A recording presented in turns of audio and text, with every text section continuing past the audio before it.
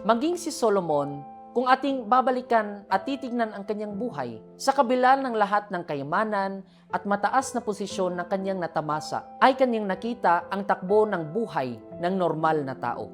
Lahat ng mga pagsisikap ay para lamang sa temporal na mga bagay upang may makain.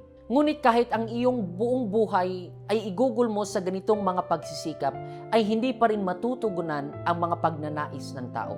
Totoo, kinakailangan nating magsikap para sa ating mga temporal na pangangailangan. Ngunit kung hanggang dyan lang ang ating mga paningin at mga pagnanais, ay magiging walang kabuluhan ang lahat. Ecclesiastes chapter 1, verse 1 hanggang verse 3. The words of the preacher, the son of David, king in Jerusalem.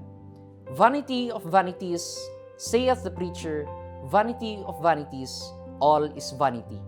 What profit hath a man of all his labor which he taketh under the sun?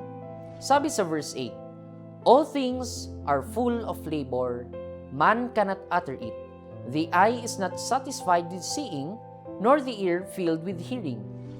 Kung may tao man na ating pwedeng mapagkunan ng aral kung ano ang totoong pakiramdam, kahit na maangkin mo ang lahat ng nandito sa libutan, ang tao na naangkin din ang lahat ng mga ito. Kaya nga si Solomon na naangkin ang lahat ng kayamanan ay nagsasabing ang mga ito ay walang kabuluhan at hindi ito sapat na dahilan upang tayo ay makontento.